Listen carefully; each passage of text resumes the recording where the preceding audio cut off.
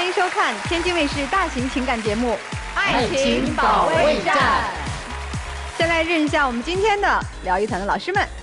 Hello， 大家好，我是新年作者温馨儿，让我们快乐相爱，健康相伴。Hello， 大家好，我是中年作家陆琪。爱情是生活的科学，所以呢，我们学好爱情，过好日子。大家好，我是你们的老朋友严品红。爱情没有保鲜剂，用心经营才能长久。Hello， 大家好，我是情感疗愈团的嘉宾木姐。世上没有100%合适的两个人，而是如何让两个人变得合适。有请我们今天的嘉宾，有请。欢迎大家。首先要疗愈的是本期第一对情感嘉宾张先生，41岁，来自吉林，健身教练黄女士，35岁，来自吉林，全职妈妈。他们究竟遇到了怎样的情感困惑？你觉得在他心中什么最重要？肯定他自己最重要啊，其次他那堆玩的手串啊、杯子呀、葫芦啊，我在他心里一点地位都没有。在我媳妇心里，她跟孩子最重要，我一点也不重要，因为我在家里边一点话语权和支配权都没有。对方最让你受不了的是什么？玩物丧志，一天到晚就到玩，家里什么都不管，他天天说我到份了，到啥份了？啥叫到份了？这日子还能不能过了？我媳妇总磨叽我，总拿我和别人比，总跟着我，恨不得24小时挂在我身上。你说这样的日子我咋过呀？哎，这先生，你不是说你媳妇不重视你吗？又说24小时恨不能挂你身上，看着我，看着你。对，各种看着。他那是误解，我那不是看着啊。那从头开始说说吧。就是吧，我就想问问他能不能好好过了，能不能不那么玩了。我家的这个杯子吧一大堆，天天就到看视频，就到买杯子。哦，全是他的杯子，这只是拍了一面墙，屋是还一面墙呢。你有春风的杯子吗？我买的都是景德镇陶瓷。我知道，景德镇第一窑孔嘛，春风享誉嘛，然后是9段烧再加小窑嘛。我那全是10大瓷厂的杯子。我家这个是小方瓷吗？那个不是，那是颜色釉。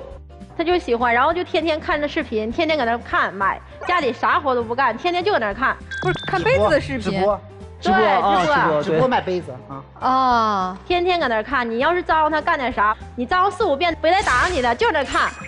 他花多少钱买杯子？应该是他自己偷摸藏钱买的，我都不知道。那你说说呗，你一共花多少钱买这2面墙的杯子？他不敢说，他害怕，因为他偷摸藏，他发钱之后他自己留起来，然后就偷摸买。我让他看我孩子不看，就搁那看。那没时间看孩子了是吧？后来看了，有时间看啊，没让我看我就看啊。后来看了，抱我孩子看。那是偶尔，不是说经常的。哎，我看你儿子那目光也在看哎。对呀，他现在已经开始跟他爹一样了，开始看杯子了，都有专注力了。现在就是玩杯子，天天玩杯子，就指挥杯子，要不拿起来杯子，我摆一地，我让他玩。关键是这妻子收拾也或者带孩子也困难呀，这一不小心就碎了。那不是我小心刺的，是他跟我儿子在那玩，我儿子一天得刺了5、6个。哦，还真脆呀，天天刺，因为我儿子是拿2杯子夸夸这么听声，听完声之后就脆了，脆了你说划了手怎么办？天天就让他搁那玩。这真行啊！除了玩杯子，还有啥玩物丧志了？玩葫芦，大半夜不睡觉啊，半夜11、2点了，我都睡着了，把孩子哄睡了。我一醒，什么声啊？咔呲咔呲咔呲，搁那咔呲葫芦呢。我说你睡觉吧，要不睡眠早该头疼了。趁我说他了，夸夸夸，把葫芦一顿踹，又把儿子玩具给踹了，跟我抗议呢那是。那我咱清葫芦撂完以后我得咔着啊，要不咔着的话就烂了，是那青皮得咔着掉啊。对。然后你说我天天我要看孩子。看完孩子睡觉了，你说我没有时间，我只能是晚上占用我自己的时间，我看着葫芦有错吗？他就喜欢那些东西，人家有爱好其实也没错，太太有意见也没错，就关键你们调和不了就有问题。我那是关心他，他就说我不让他玩了，没有空间了，我那是关心他呀。他睡不好了，第2天脑瓜疼，这儿疼那儿疼的，他磨我呀。哎呀，我这儿疼，我那儿疼的，你别让我干这干那，别让我看孩子，你就这上班回来出来了。我累不很正常吗？我说我累正常啊。那你有时间把玩那些杯子葫芦，你不累？你这个陪孩子玩啊，照顾一下太太的情绪啊，你就累。我照顾了，那你说我占用我自己的时间，我咔着葫芦不很正常吗？哎，你有自己的时间不，妻子？我哪有自己的时间呢？天天就是带孩子、洗衣服、做饭、收拾家、照顾他们，就是个免费的保姆。现在，那除了他爱玩这些东西你不满意，那平常呢，他给你提供其他的情绪价值吗？我的爱好我也跟他讲，也跟他分享啊，我也跟他说了。我要培养你，是不是？就是比如说，人不在了，杯子还在，杯子还能传3代。人不在，这是真的呀。关键是你爱完你爱的一些兴趣之后，有没有爱媳妇儿吗？比如说，你除了赞美那杯子好看呀什么的，有没有赞美妻子啊？哪有啊？天天进门之后，人家时间过去了，上杯那给杯子照相去了，摸杯子去了。他玩那个杯子玩多久了？之前他就玩杯子，但是之前玩的是某品牌的那些杯子，就喜欢的就买。现在从5、6月份吧，还不到1年对吧？对。啊，因为这个我有经验，一般大概兴趣大概1年左右，1年之后他就换别的了。还有温玩呢，天天搁那搓呀搓呀，不信他兜里现在还有呢。珠子串、弹串，就手串，随身带来了，天天搓。上次去我妈家带个这个去了，回来路上弄丢了，弄丢之后就跟我就耍脾气了。啊，拉小脸跟我俩啊丢了，还不如不去了，耍起来了。我朋友在车上呢，说你别吱声了，你吱声你俩该干仗了，别吱声了，我都没吱声。你这平常态度好吗？对媳妇儿？一点都不好，成天呲的我，成天要空间。我有个减肥训练营，从早上一直上到晚上，一天得3、4节课吧。减肥训练营都在市区边上，风景好的地儿，他就抱孩子跟我去了，一待1天。你说这不是跟呢？我那是带孩子溜达，我天天就该带孩子在屋里，在楼下溜达一圈，哪也去不了。那你说他去那个远处，我寻带孩子看看景啥的，那不很正常吗？就说我看着他了。有一天我没跟着啊，我寻思给他打个电话问到没到吧，不接。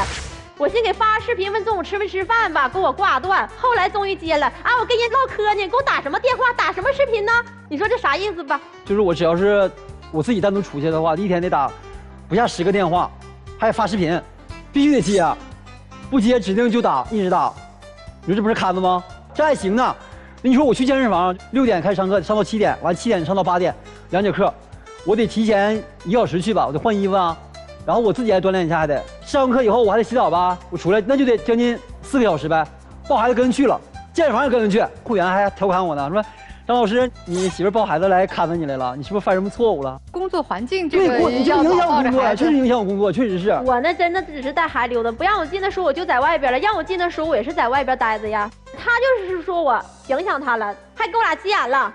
你去干啥去？天天看着我呀？哎，你是不是特别不放心他呀？你说要咱去郊区减肥营，你说我跟着去景区玩上可以，你带着孩子去上班，好像我们听起来确实我就是接受不了，他肯定有不放心的原因。对，你是不是不放心他？对呀，因为有实话实说，来实话实说，就是我看他的手机，不是特意看啊，没有检查的意思，就是用他手机干点啥的时候，弹出一个信息，那个信息吧，他跟那人的对话框还是设成免打扰了，知道吧？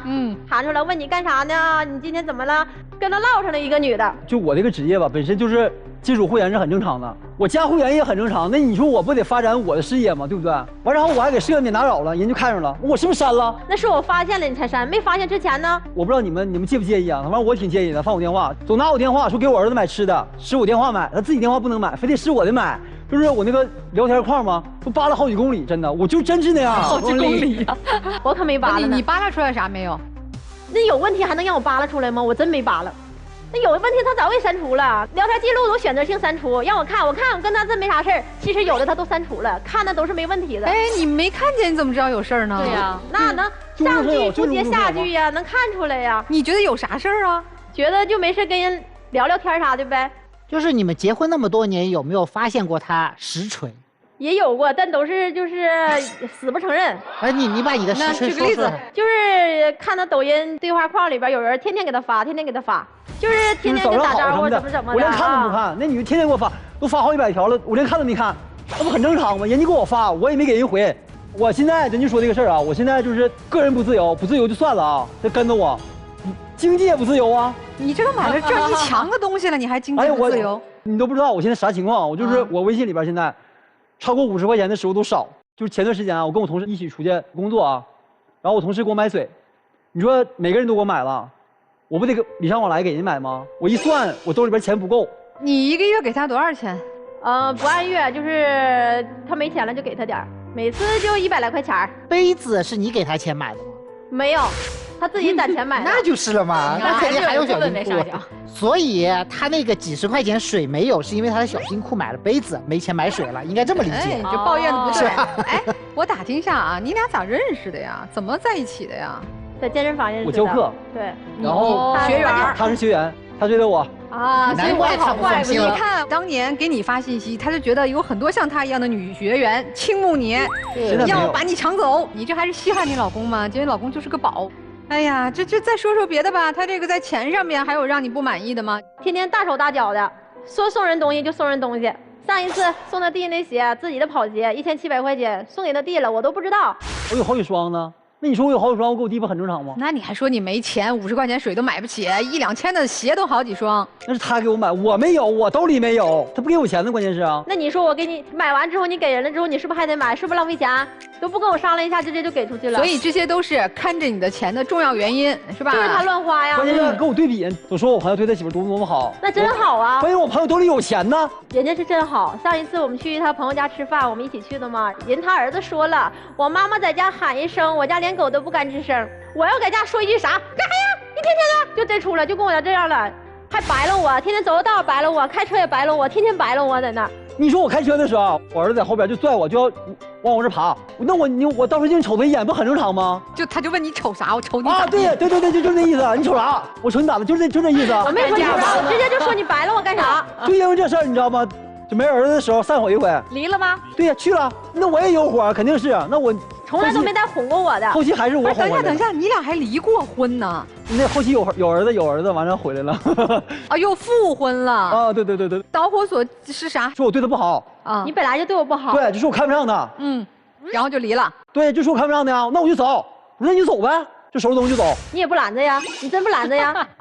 等一下，就是去民政局登记离婚了，人家也搬走了。我两个房子就去那个房子了，咋又复了呢？完了复回找人家了，找人家不给我开门，我门都给踹坏了，要我。那你回去找门踹烂了，踹开了，就俩人又去领证，又复婚了。那之后了，之后了啊，就等着那个他来踹门呢。那可气人了，就一整我俩吵架就说你走吧，把孩儿给我留下，咋我都能养，就不撵我走。我儿子走了。把我儿子走了，那天打电话打了，我跟你说不下20个电话就打，问在哪儿，在道上呢，马路上呢，大马路上呢，我就去接他。他也抱儿子走啊，就拿儿子要求我。我们东北大冬天抱出去了，走了。你俩不一样吗？一路人啊，还好他俩不惊动老人。我从来不折腾，他折腾。那我就给他姐夫打过电话，我那姐夫俩话多，我就跟他姐夫打过电话，再没给谁打过电话。这也还算还行，对，找这个哥们儿算是姐夫嘛。关键是现在我就是没有自由，没有空间，现在给我看的。所以你的诉求是来要空间的是吧？对呀，你说你要啥空间，给我们讲讲具体的。我上班我回来了以后，我看孩子，对吧？我喝点茶都不行。我撸个串，然后现在也说我玩三字天天。你要的是喝茶和玩你那些玩物的空间是吧？这第一。那这个空间占据你24小时空间当中多长时间？你说他咋也得2小时。喝茶怎么没2小时啊？不是这个很容易解决，因为差不多9点小孩就睡了，9点到12点之间3小时，这3小时他可以喝茶，他可以玩吗？喝完茶，他半夜1、2点他也不睡觉，就能看手机了。不是他不喝茶，他1、2点能睡觉吗？不喝茶的时候就睡了。那你以后改早上喝茶，早点起，早点睡，是吧？你别1、2点，你11点睡。我还健身呢，早上。你平常几点起啊？早晨5点半。1、2点睡，5点半起，健身啊，就习惯了。那你这不对啊！你每天1、2点不睡觉，4、5点起来健身，这身体都垮了呀。就偶尔，他就是偶尔。还有什么空间啊？经济我也不自由，现在我经济也没有钱呢。啊，要啥你说？你给我点钱呢，得最起码是不是？给多少？我兜里出去一点面子都没有。你最起码我得是不是买瓶水钱是不是得有？你要一个零花钱的数呗。你爱喝水，你爱干嘛？就这么多钱你自己出，说个数。1000你干啥呀？我揣兜里边得劲儿，我揣兜里我干啥？你每个月往家交多少钱？他现在是1万左右吧，就1万左右，全部在你这儿。对，因为花销大呀，家里啊。啊，那差不多。他什么都不管，1000块钱给他，包括所有的买杯子、买所有的爱干嘛干嘛，你觉得行吗？就不管了啊？那能行吗？还能买啥杯？不让他买。你给他1000，他是买了个800的杯子，这1个月都不喝水了，咱不管他。那不行，不让他买。行，他可以提他要求，你提你的要求啊，让他改啥说吧。就改天天回家帮忙带孩子。他不是说他带的吗？他现在带孩子一起玩啊。我的意思是让他陪伴孩子玩些玩具，看会儿书啥的。天天回来看我顺眼点，别回家跟我拉脸子，在外边跟别人嬉皮笑脸的，回家就跟我俩处决横上拉老脸。那他如果做到这些，给他1000行吗？1000呢？不给。还是不给。其实我觉得小夫妻俩自己关门过日子，虽然吵吵闹闹还算可以啊，但是确实婚姻是细节构成，这细节上不痛快，他也过不痛快。这彼此诉求也都说了哈，不是什么太大的诉求，太大的问题，但是放在你们小日子里就挺严重的。上一次就为此离过一回了，现在有娃了，这离婚就不能那么草率了，是吧？咱先听听这对小情侣的想法啊。我觉得。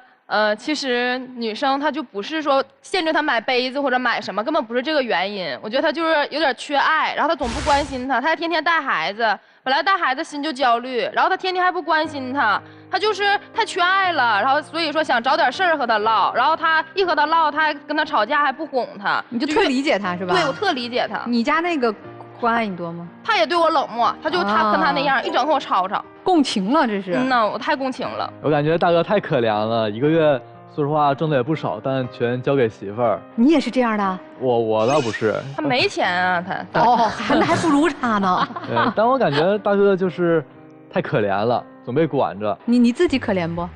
我也挺可怜。哎呀，也有故事哈。那听听老师们的建议吧。我觉得你俩要不一起去报个课吧。我觉得你俩其实都挺不会当爹妈的，都会因为自己意气用事，然后因为自己的喜好，我觉得去影响一个孩子的健康和成长。就看杯子，你能不能少看点杯子？就是为了你的孩子，就是你看点别的。因为如果他跟爸爸关系特别好的话，两个人扯像哥们儿的话，就你的兴趣会影响他的兴趣，你反而在这个时候给他做一些正向的引领。那么其实对于就是女生来说的话，就是尽量少在你的孩子面前跟你老公吵吵，这对小朋友其实不好，而且对于你在整个家庭里面的形象就树立也会不好。因为男生的思维天生跟女生不一样，一旦他跟他爸爸共情之后，他以后在青春期你会更加的难管教他，他就觉得自己的妈妈是一个无理且爱嚷嚷的一个这样的人。就是你们俩在孩子面前首先要做一个好的示范，我觉得第一个是对孩子的问题，第二个就是姐姐挺不自信的。我不知道为啥，因为我就看你长得很漂亮，我觉得你性格也很开朗很可爱的一个女生，我不知道为什么这么不自信。其实对于健身房的女客户来说，你像比如说我，如果我的教练他不是很关心我的饮食的话，我可能就会把这个教练换掉，因为每个人的标准真的不一样。越是高净值的客户，越把自己的时间成本看得很重要。你不要因为是你让舒开这样看上他，所以觉得全世界都会看上他，其实不会的。而且你越这么看着他，他越会跑。你要想办法去引领他，吸引他。你比如说今天你带宝宝去干什么了，然后完了你可以发一些朋友圈，挺漂亮的，很吸引人的，他自然就会加入你和你宝宝的行列里面来了。不需要你带着孩子追着他走，你要让他来追着你跟孩子走。你们俩不要一吵架的时候我把孩子抱走或怎么样的，你要让孩子心甘情愿的站在你这一边。所以你要想办法，就是说把你的宝宝培养好，然后让他跟你来共情。完了他就会着急了，他就会知道，如果他跟你关系不好，儿子离他也远。还有一个就是，我觉得你们俩要一起合理的规划一下你们的每一个月你们家庭开销，什么是必要的，什么是不必要的。您这个1000块钱也不给他，我觉得您确实是有点过分。夫妻共同财产不是说你嗓门大你不讲理你就可以这么做的，不是这样的。还有一个就是你们俩共同的一个亲子的时间也要合理分配出来，你们俩拉个表吧。你俩就是所有的事情都太没有规章制度了，每个人都是按照自己的想法去做事。就是学会科学的处理好金钱、情感、亲子关系，这是你们俩现在我认为比较大的一个课题。这里面吧有一个叫痛苦连坐的心理结构啊。打比方，我和严老师是一对夫妻，我们俩生活在一块儿，但是呢，我性格好，我天天很开心，严老师不开心，他很痛苦，结果他就希望我也和他一样痛苦。哎，你要不痛苦就是不爱我。哎，对了。就是你们现在就是这么一个问题，你是一个没有出口的女人，就你不像她有一堆的爱好，今天可以爱这个，明天可以爱那个，然后你会发现她日子过得很舒服，就她一不开心她摸摸杯子，一不开心她泡泡茶就过去了，结果你所有的事儿都憋在心里面，结果你看她你怎么那么多爱好，你怎么那么多出口，你就愤怒。所以真正的问题就出在这儿，第一个，你因为自己的痛苦无法消除，所以希望你老公也痛苦。第二个，你痛恨于你老公没有办法共情你的痛苦，这2个事儿才是你们的核心的基础。现在其实我们换一个角度来思考，就是我们相互之间共情一下就知道了。首先第一个，作为老公，我觉得你可以先共情一下你老婆，你老婆现在的问题是不是她真的没有出口，她所有的心里面的痛苦啊，生活里面的不如意是不是都憋在心里面？你有办法给他找一个出口吗？让他把这个东西宣泄掉吗？带他健身啊。健身是他喜欢的东西吗？你看你是不是不能共情他？因为你根本不知道他喜欢什么。所以作为一个老公，你首先第一件事是找到你老婆喜欢什么。他现在如果自己说不出来，你就鼓励他自己去寻找他的爱好，他喜欢的东西，然后你支持他，你陪他去，你甚至约你说我照顾孩子，每周给你留1天2天的时间，你去玩你喜欢的东西，这才是他需要的东西。你不要天天跟他说我要钱要钱，你得先把他为什么不给你钱这个原因搞明白，不是那1000块钱有多少，而是他就是看不得你好。凭什么你开心？凭什么你好啊？我说的是不是有道理，对吧？所以你得共情他，我的痛苦无处宣泄这个点，你得去支持他，把他内心的机遇全部都宣泄出去。那作为太太，爱好这个东西，我觉得是可以支持的，只要你不要乱花钱，只要你能够留出足够的时间给孩子，是可以小部分的去支持他。但是小部分的支持和你自我的成长是要结合起来的。你支持他有爱好的同时，你得找到自己的爱好。你不能说我的爱好是什么，就是我抱着孩子去找我老公。你是寄生在他身上了，你别看你现在厉害，你整个人是寄生在这个男人身上，这个男人咵消失了，你什么都没有。所以为什么我说那个你们离婚的时候他来踹你们，你是在等着他踹门？为什么？因为很简单，他不来踹你的门你就糟糕了，因为你整个人就他这个人对于你来说是你生活的一切啊，这是不对的。你得让自己的人生啊有一个出口。所以对于你来说其实也很简单，就是让自己的生活分层。虽然有孩子了，虽然有很多的家务，但是一定要学会把孩子扔给他，把家务扔给他，每周至少2天时间。这2天时间，不管是你插个花，你说我自己去学个茶道行不行？也可以，你想干什么就干什么，钱该花还是得花。首先说爱好，爱好它就是爱好，但是是在可控的、符合家庭财务情况、符合实际时间支配的条件下，我觉得可以啊。但是先生，你想想你啊，我觉得你的时间安排一点都不合理，你把自己的爱好时间安排的太多了，对吧？你得花精力先去看直播，研究这玩意儿，再去花钱去买，买完回来再玩，然后再让你儿子给他啐了。你花了那么多时间精力，我觉得太多了，这是你妻子很生气的地方。我觉得她也不完全是见不得你有一点点小乐趣，但是你那个乐趣全部都是建立在没有意义的基础上，她能开心吗？本来她就痛苦。男生，我觉得你看你41岁了哈，我觉得你看起来特别年轻，像31、2岁。你这么年轻，你知道为啥吗？因为你幼稚啊，相由心生，你哪像一个40不惑的、成熟的这个家里丈夫的样子呀？就是他把你惯的也是。他把你们的生活安排的太不用你操心了，你只要偷偷攒点零花钱，买点你喜欢的杯子、葫芦什么的，你就够乐滋滋的了。你的欢乐真的是建筑在他的痛苦之上的。你要把这些家庭发展、财务管理以及未来我们一家3口的人生规划，你要担起来，他还用这么痛苦吗？什么年龄就做什么事儿，得有一定的厚度和分量，太轻飘飘了。你现在特别像那个大学刚毕业健身房里的小教练。我就开心，我把我的活干好，我自己弄得年轻，身体好，然后我带领一帮愿意健身减肥的，这个女性也好，男生也好，我们一起快乐。你是可以快乐，但你别忘了，你要带着你的妻子快乐，她不快乐，你就是失败的呀。我给你的建议真的是成长起来。妻子，我给你的建议是啊，我特别就是认同陆群老师说的，你就是你自己很痛苦，你也见不得他开心。当然这不是恶意的，你是不自知的。你觉得一个男人爱我，你就应该看见我的痛苦，陪我痛苦，帮我消化痛苦。但是这个功能是我们的伴侣有一定的责任和义务去做。但首先你得是一个可爱的人吧，他愿意帮你去排遣你心中的郁闷，照顾孩子的辛酸，对吗？但你可爱吗？你说他白愣你，我的有时候听你说话，我想白愣你一眼。不可爱呀，那么咄咄逼人的，给人1000块钱你都死活不同意。你不同意可以，咱拿出一个商量态度呀。说老公，咱把这钱合理算一算，咱1万块钱多少给孩子这个生活费的，多少是留下来储蓄的，多少是用来家庭开支的，到你这儿多少？你看这样行不行？这是一个可爱的家庭女主人的样子啊。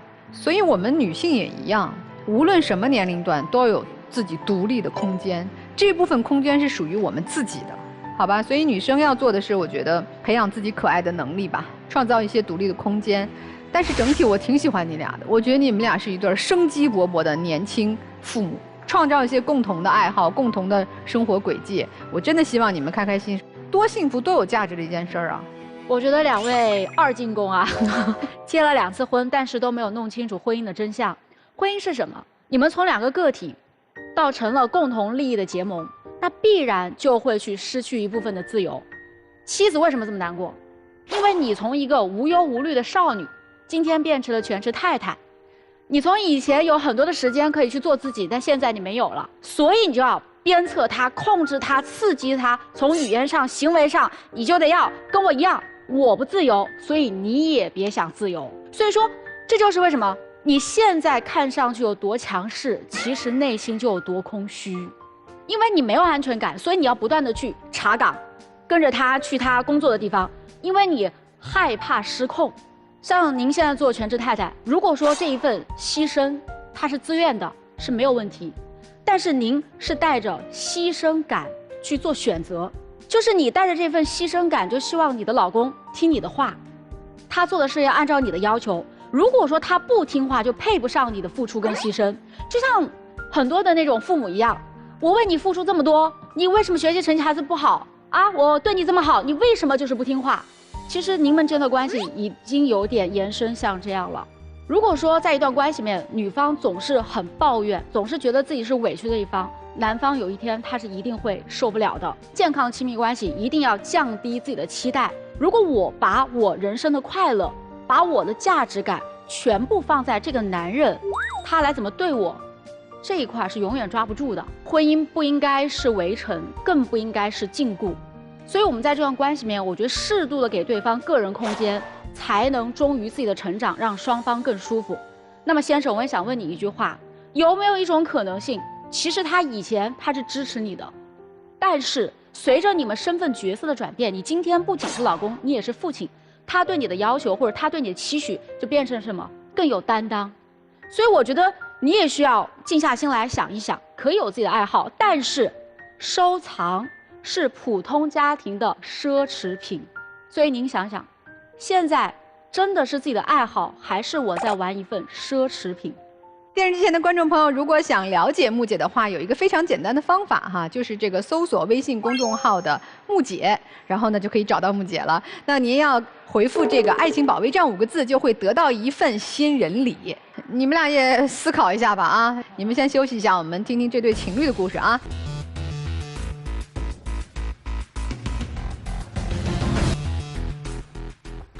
本期第2对情感嘉宾小赵，22岁，来自辽宁，网络作家；小侯，21岁，来自辽宁，学生。那么，他们又遇到了怎样的情感困惑？你眼中的他是什么样的？他呀和女生不清不楚，对生活摆烂不上进，对我冷漠不关心，他就这样的一个人。她作为小姑娘来讲，太懒太邋遢了，总丢三落四；作为一个女朋友来讲，太强势了，蛮横不讲理，总逼着我干任何事情。你今天来的目的是什么？我认为他要是还想和我继续处下去，就必须接受我的一切要求，忍受我的小脾气，包容我的不完美。他能做到吗？明明是他要求太高，为什么总是我去妥协？难道都做自己？哎呀，我今天来就是想和他好好聊一聊，做个了断。了断了，这就对，做个了断。如果他能改，就继续处；不能改就算了。我不想强迫任何人。他刚开始和我认识的时候，他就不是很真诚，他就和2个小姑娘，和他们不清不楚的，然后还和我狡辩，非说是普通朋友。你怎么发现的？我先说第一个小姑娘吧，我一查她手机，我发现和那小姑娘睡了500多天花花。哦哟，1年半。对，聊了500多天，然后比你俩时间长。那当然了，那个时候我们俩才刚认识1个多月。那行，你之前聊了就可以。可我认识之后还在聊，就每天吃了吗睡了吗就聊这种话，然后我很生气，然后我就和他说了，然后他说什么我们就普通朋友。因为我跟他处对象之前跟那个女生只是朋友关系。不是朋友要每天聊天，我就不懂这聊500多天。不是聊天，是发视频那种，只是在那个软件上聊视频相关的，没有聊别的。他对这件事一直耿耿于怀，都已经过去快1年半了。那人家发现了，你当时删了没有？我发现之后他没断，他说就普通朋友。然后过了几天呢，我们和他出去玩的时候嘛，然后这个小姑娘一个电话打过来了，然后他接了，还跟人家聊上了。他只是问一个路而已，也没有说别的，但他反应特别大，直接跟我生气。我生气是肯定的呀，问路他不会问高德吗？对不对啊？打车也行，为什么非得问他？你是地图吗？他就是看不懂地图而已，才给我打的电话。那他非要问你吗？没有别人能问吗？没男朋友吗？没闺蜜吗？没父母吗？因为我跟他认识很久了嘛，都是很久的朋友。见过吗？见过。你俩咋没在一起啊？都聊500多天，从来没有间断过。跟他只是朋友关系，如果跟他发生关系的话，就不会跟他处对象了。我觉得他没必要和我说这个，我不承认这种关系啊，我觉得不正当，没有朋友能聊这么久。有的人就是享受暧昧的感觉。不仅有这件事儿，而且还有一个小姑娘，和他有20多天的火花，跟我重合了。也没有发生过什么呀，聊天记录他都看过，也没有什么特别的地方。不是说没发生过什么，就代表你们以后不会有什么。我就是不喜欢这种暧昧不清的关系。哎，我得问一下，这续火花是什么呀？它是一种表示好感的工具，我认为。只要有一方断掉，那个火花就续不上了。就这个事儿是你必须每天你要去坚持打卡，你要自己打卡，它才能。相当于这个关系会延续，对吧？对对，它是一种没有明说的心理暗示。都跟女朋友好了，怎么还跟别的姑娘续这玩意儿啊？因为我之前认识了快1年多了，跟那些朋友，我也不能突然处对象了就跟他们断掉啊。那你可以为什么不可以啊？对，他说完了之后我才不续的。我就觉得非常不合理。你别管你是1年的朋友还是10年的朋友，我女朋友不高兴，你就可以断掉。再说，如果是真朋友，为啥不希望朋友幸福呢？他和你在一起之后，他见过这个续了20多天火花的女生吗？就是见过这个事儿，我才更耿耿于怀。就和你好的时候还见人家了啊？然后我发现之后是他说他断了，不继续续火花了。我觉得我也不能这么咄咄逼人，让他彻底拉黑删除。然后背着我和那个女生见面去了。我当时是带着他跟另一个男生见面，又不是单独见面的。那你没必要骗我，他当时骗我，他说我就和这个男生去了。然后我当时因为之前的事儿嘛，我疑心比较重，我说你给我拍个照片，我看看到底有谁。他一拍，旁边那个座椅，台球厅旁边不有座椅嘛，然后就有那个女生的包，然后我就直觉，我就说这肯定不对。然后呢，我通过就是他的关注找到了那个女生，发现照片里的包是一样的，实锤了。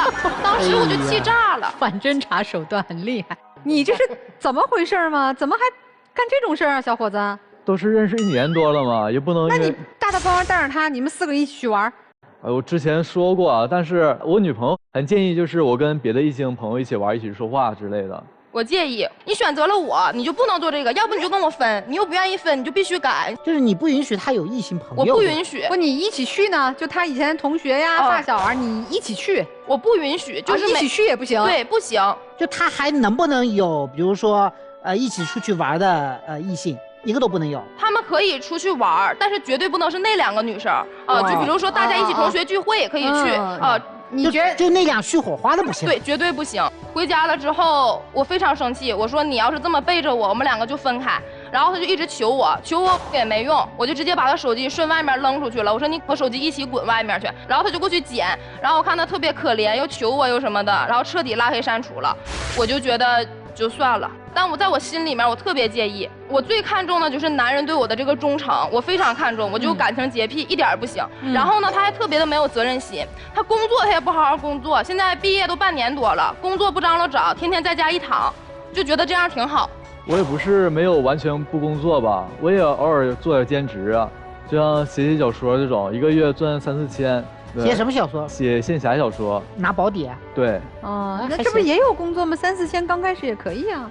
我支持他写小说，我不是反对他的梦想，但是他不能说是在他梦想已经没有这个起步的时候，他就什么都不管了，这不是拿梦想当借口吗？而且他每天写小说的时间，我研究过，就是2个小时到3个小时是顶天了。那他完全可以正经工作，他不能拿这个当借口。我感觉他就是完全不懂我这种工作，因为写小说不是干写嘛，它是需要大量时间去想的。如果你去工作的话，可能就没有时间去想，没有精力再去完成这个小说写作。你保底1天写多少字啊？保底是4000字。4000字，就每天你都得写4000字啊？对，差也差不多，其实确实干不了太多事了。为什么？因为你看，你写一个小说，你还得看别的书，你得看，然后呢，就像我一样。我打开一个文档，我在那边就光打开那个文档，我得花1小时，没有1小时，我就那1小时我的一个字都写不了，我就看着那文档就得1小时，然后再得写，然后4000字至少得2到3小时吧，3小时左右吧，然后中间还得休息还是怎么样，确实还挺累的，挺辛苦啊。哎，那他挣的钱不是1月3、4千吗？挣的钱这个。大方吗？也不算太大方，都大多数得我管他要，不能说是硬要，就是引导。人家现在不是小姑娘们都说什么来着？问我要不要就是不要。哎，你这得要是吧？对，我觉得跟我在一起就是得付出，不付出就是不爱啊。你要啥了？我要了一个戒指，还有一个项链，这是比较贵的。然后平时就是一些小来小去的东西，我没有要什么太过分的。你戴了吗？这戒指项链？戴了，戒指在这，然后项链在这个地方。哎呀，这还挺高兴的啊，挺高兴的。他送我东西，我很高兴，我不是硬要。我就找一个适当的时机。然后有一次我们就是1周年，然后再加上那个过七夕，我说这个节行挺大，要个礼物不过分。然后我就给他发过去了，我说宝宝，我太喜欢这个了，他们都有，我也想要。然后他就说好呀，宝宝，那就给你买。然后就把钱转过来了，很痛快。但是现在过了一段时间，没事他就念叨说我这个花钱了。当时我去工作，1个月赚4000块钱。他这个戒指就要了3100，对，当时我就剩900块钱就度过了1个月。那你买的挺委屈。我感觉他不是那种撒娇的要，他就感觉在点我。那人不得正视自己需求啊！我就喜欢这个，还得要别的。再说了，他说的都夸张，还剩1个月，那剩9天就下个月了，就又给他开支了，然后还剩900块钱，你说不够花吗？然后呢，我说了，我说宝宝，那个你给我买了之后，我要不要补贴你点啊？他说不用，我够花。当时是原话，是原话不？怎么现在又说委屈了？我也不好意思找你补贴啊。哎，我天，那给你，来，不要，给你来，你别跟我犟，来给你自己拿，坐没？坐。哎，就录半天也没录下来。哎，你送他礼物吗，姑娘？我送，也送。提到这事儿，我更生气。他过生日，我提前1个月，我记错他生日了，我把他生日记错前1个月了。我提前1个月给他买了小金的那个小手绳。我当时还是学生呢，然后我没事兼职，我兜里1000块钱都没有，花6、700给他买了个小金手绳。然后后来我发现记错了，他过生日当天送了他一个球杆，花了1000多。然后送完球杆之后呢，当天又给他点蛋糕。我过生日当天直接给我忘了。他过生日时候，我那1个月在工作，就忙着就忘了。行，他说他工作要干长久了，我也理解。他干长久了吗？怎么就那么寸呢？啊，我过生日，然后你咔嚓就忘了。再说过生日能忘啊？那都提前准备的事儿，你当天准备啊？哎呀，反正就不够用心了呗，是吧？不够用心。那其他的就关心你吗？生活中，他对我就是冷漠，我就只能说冷漠来形容吧，就对我像陌生人似的，没把我当他女朋友。我有一次那个跟他出去，然后那个手指甲，然后咔嚓撅折了，那从中间段那流的全是血，那十指连心，我都要疼死了，我当时就疼哭了。然后他在旁边笑。当时情况是我跟他闹着玩嘛，就来回追的时候他摔倒了，就把那个指甲给摔破了。我就笑他摔倒，也没有笑他摔破的这个事儿嘛。你扶他了吗？扶了。扶起来之后他也笑啊，扶起来，哎呀，流血了。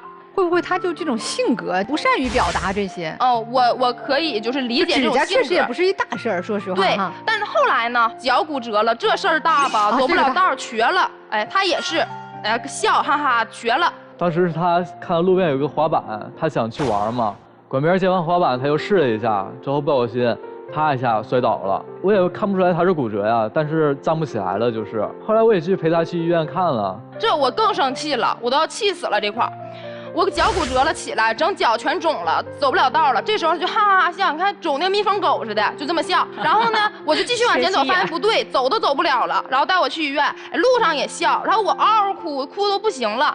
然后他呢，一个眼泪瓣没掉，就老冷静了，然后跟那块面带微笑的，你没事吧，宝宝？就这样。你心疼吗？他真骨折了，骨折可是真的疼啊！你心疼不？你实话实说。我肯定心疼啊。那你拿啥来体现你的心疼？也想去照顾他吧，但他一直黑着脸，就很生气嘛，因为当时在笑，他就也不搭理我，没有机会去表达。哎，你有背他吗？有，他去医院的时候去背他的。是背的是吧？对。我觉得这也算行动。哎，别听他瞎扯了，老师，啥背？他能背动我吗？他这体格，他就这么搀着几下，还说背了。你上节目能别瞎扯不？就是搀着我过去了啊，之后送我回家坐车。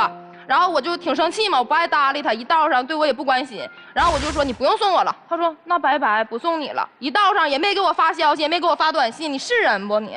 不是，我不是人，小伙子被逼的也是。我也挺心疼他的，但是我也不知道怎么表现出来。行吧，那这事儿反正也年轻嘛，也长好了哈。这还有什么其他不满意的吗？我暂时没有了。他刚才把那句话说完了，那我说说他。那你说说。就他在生活中吧，总让我照顾他。我跟他之前在一个学校嘛，住寝室的时候，他每周都把自己的脏衣服啊、脏袜子都扔给我，让我去拿去洗去。洗的时候有旁边的同学去看嘛，他们就笑我、调侃我。就男人不应该干这事儿。是因为我也不爱干这事儿。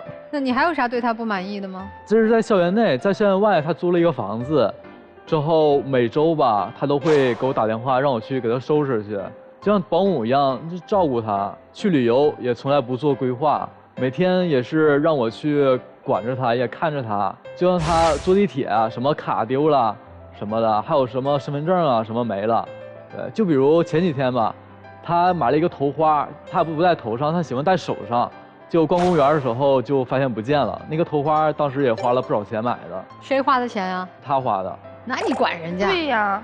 但是我陪他一起去找啊，找了半个多点也没有找到。这事儿我承认我错了，但是之前的事儿啊，就又什么洗衣服，又给我打扫卫生。你当时在家也不是这么跟我说，怎么到这变化了呢？在家是我都愿意，而且我不是强迫他，我是那个询问他，我说那个宝宝你来吧，来陪陪我，咱们收拾收拾，做个饭吃。然后他颠颠的来了，也没说这没说那呀。然后之后一吵架，他就开始跟我翻这事儿啊，什么不是我给你收拾？有小姑娘像你这样的吗？你这样没人喜欢你，就这么跟我说。那说明你没有别的缺点了呀。那对，是吧？那实在挑不出来了。对呀，挑不出你别的缺点了，但是只能说这个了。说明你在他心目中很完美。啊，那是。今天来这儿吵架还互相都宝宝长宝宝短，我看这也分不了，小情绪还是有点的。哎，那父母知道你俩谈恋爱吗？他父母知道，但我不敢让我家里知道。我家里知道，我家里觉得我好像被黄毛拐跑了。他天天他也不上班，然后一待，我咋说呀？我暂时是没有找到合适的工作，所以找不了班上，就还是写作呗，是吧？哎妈，干上网文了就找不了班上了。女生的诉求就是男方怎么着找一工作，找个工作，然后呢会主动为我付出，不要说是当时很开心，之后抱怨就可以了。好，男生有诉求吗？我对他诉求就是对我管得能松一点，以后管得更严怎么办？更严的话可能无法接受。真要分手舍得吗？其实还是不舍得的。男孩舍得吗？我感觉也不舍得，因为处的有挺长时间了，也有感情。行吧，那听听这对大哥大姐，你们这婚姻中的给这小弟弟小妹妹点建议。我的建议就是老弟换份工作，换份挣钱的工作，这份工作不太挣钱，跟我健身吧。幼儿园。对对，跟我健身比较挣钱。然后妹妹就太作了，就是我感觉有点作，挺欺负小老弟的。我觉得小姑娘吧，就是有的时候别太要求她太多，就是查得太严了，我觉得比我都严。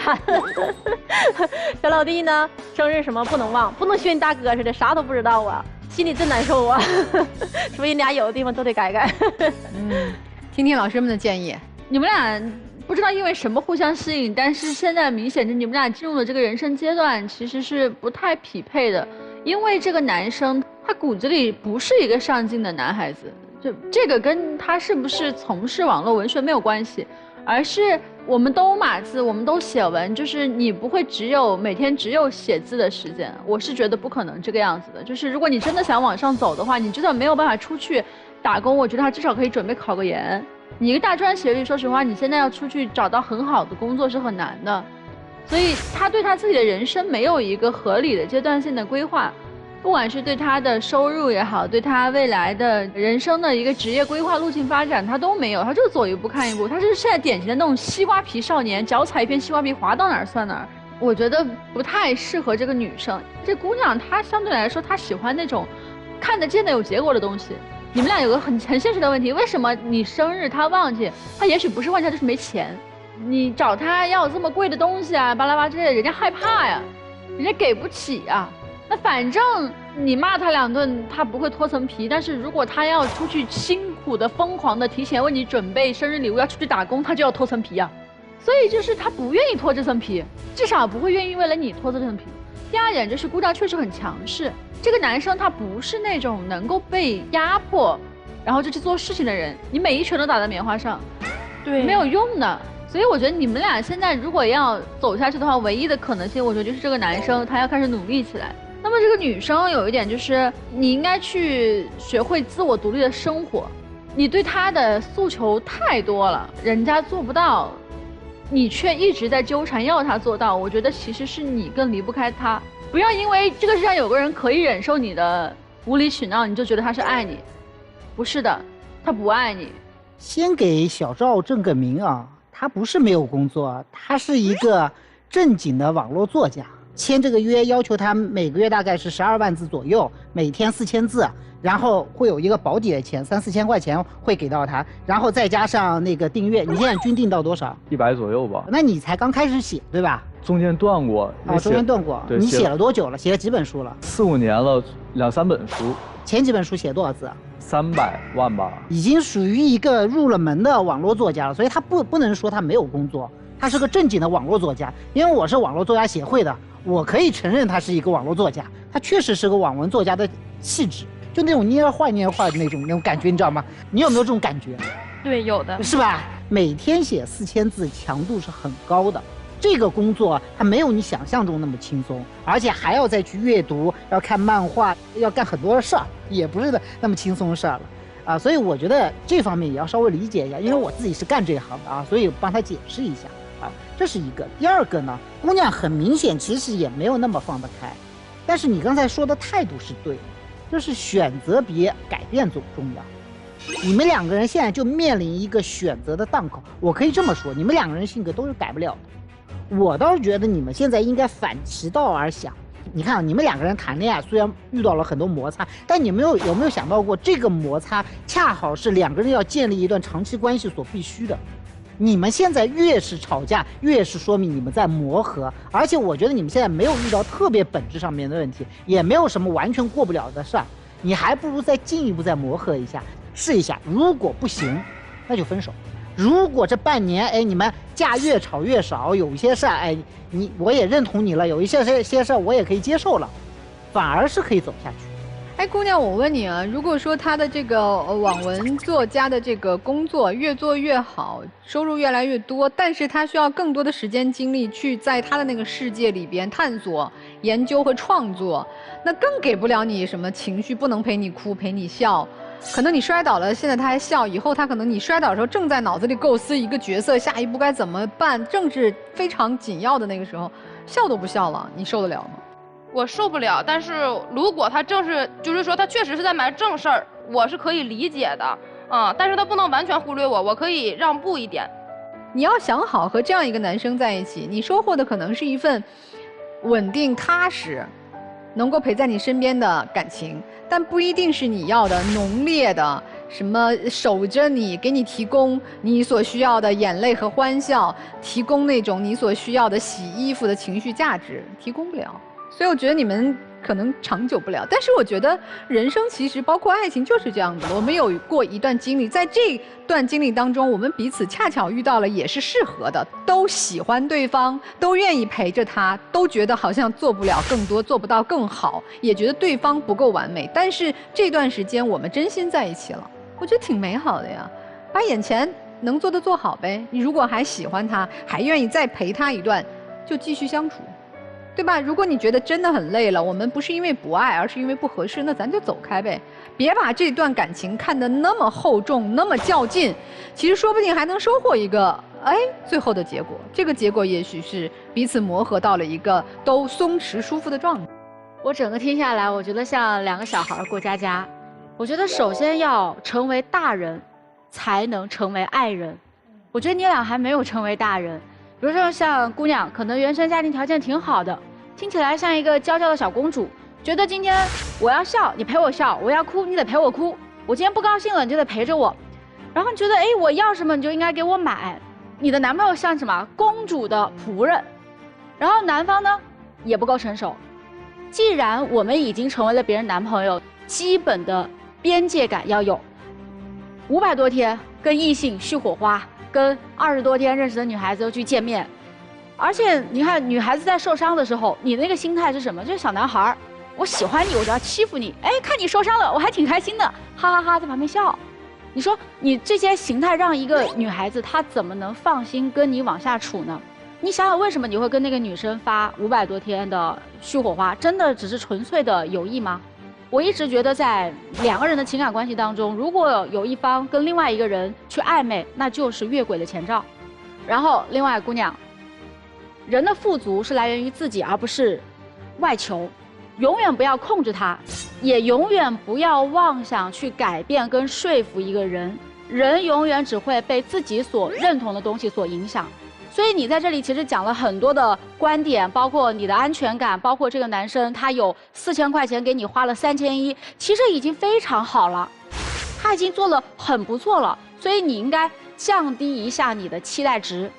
没有人是100分的，你不是，他也不是，至少他是做了，对吗？而且他已经付出了90%，已经非常棒了。多给他一些鼓励。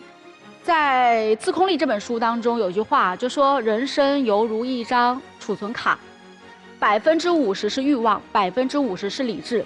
那你的理智当中50%的理智，你知道这个男生现在还不够成熟，他还不够经济收入特别的稳定，但是你还有50%的欲望，是希望他能竭尽所能的在物质上对我好，对我付出他能包容我的一切。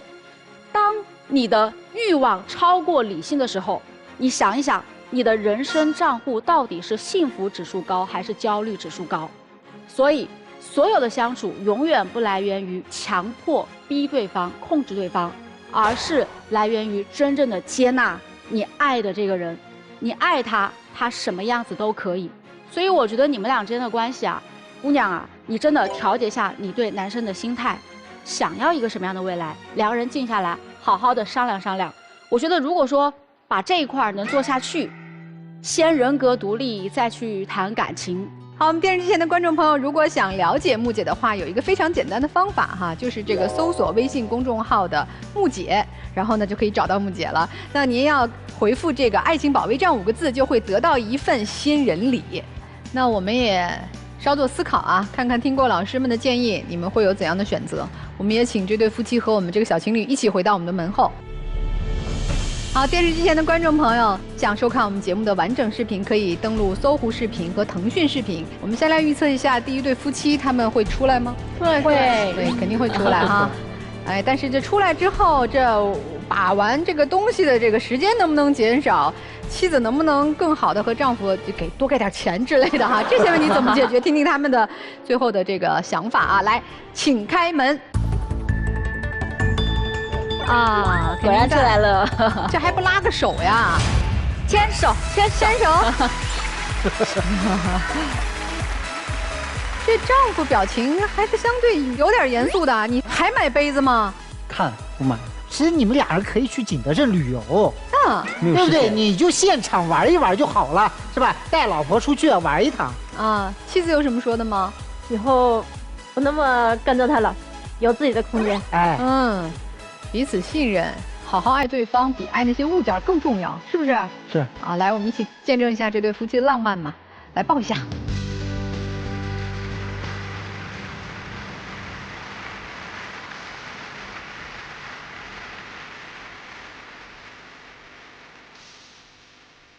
加油吧！好，再见，老师，再见，再见。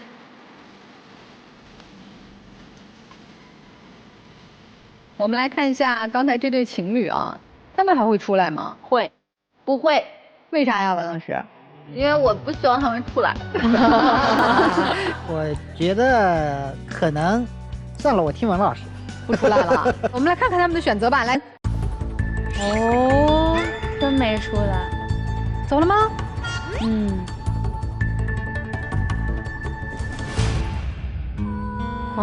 这是终于所有的朋友都能有自己喜欢的、舒适的愿意持之以恒去努力的爱情和婚姻家庭。好了，感谢观众朋友的收看，我们这次节目到这儿就结束啦，下次再见。